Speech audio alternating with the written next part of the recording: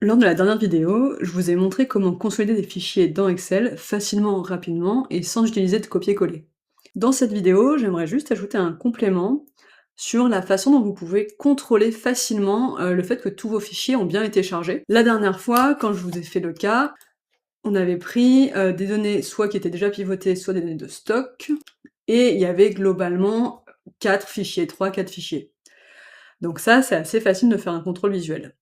Là, j'ai pris un cas où j'ai 41 éléments, donc c'est beaucoup plus difficile de faire un contrôle visuel et il faut avoir une façon de contrôler qu'on a bien nos 41 fichiers, même s'il n'y a pas de raison, mais on aime bien avoir, vraiment être sûr de ça et du coup de voir comment on peut le vérifier.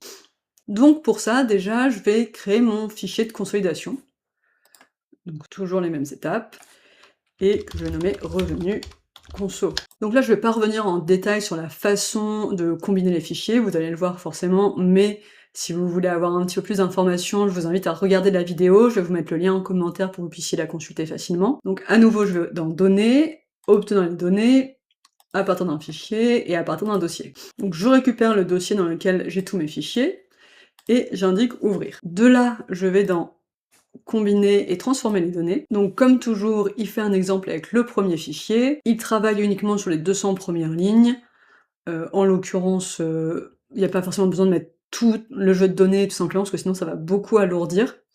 Donc je maintiens comme ça, je lui dis OK. Donc l'éditeur Power Query c'est bien ouvert. À nouveau, j'ai l'intégralité des noms de fichiers qui est ici.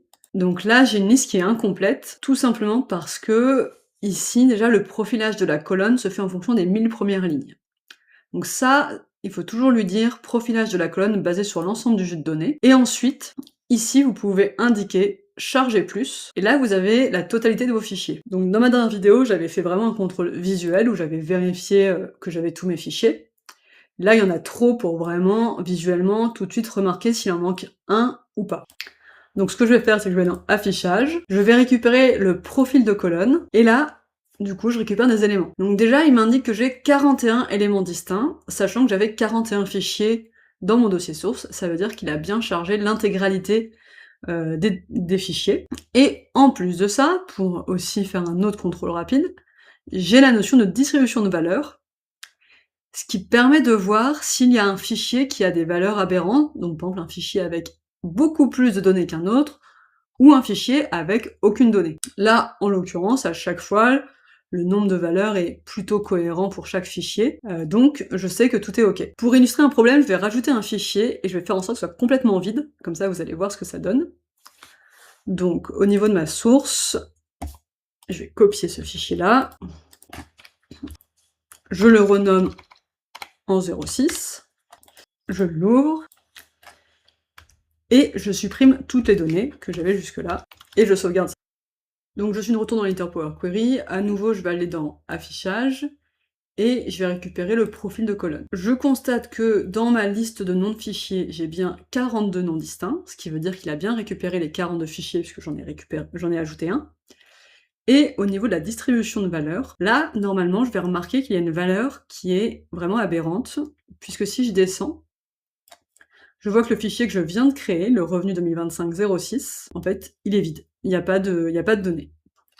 Donc ça, c'est aussi un bon élément de contrôle. Quand vous avez tous vos fichiers, vérifiez du coup que le nombre de fichiers que vous souhaitez charger, il correspond dans la colonne de nom au niveau du nombre d'éléments distincts, et jetez un œil à la distribution de valeurs pour vous assurer que c'est cohérent et que vous n'avez pas un fichier par exemple avec 1 million de lignes alors que les autres n'en ont que 5, ou un fichier avec aucune ligne alors que les autres en ont beaucoup. Et ça permet de le voir très vite et très visuellement, même si vous avez vraiment beaucoup de fichiers. Donc maintenant, vous savez vous assurer que vous avez bien le nombre total de fichiers qui a été chargé grâce à la notion de distinct, et vous savez aussi regarder au niveau de la distribution de valeurs pour vérifier que vous n'avez pas de valeurs aberrantes dans ces fichiers. Dans tous les cas, j'espère que cette vidéo vous aura été utile, et je vous dis à bientôt!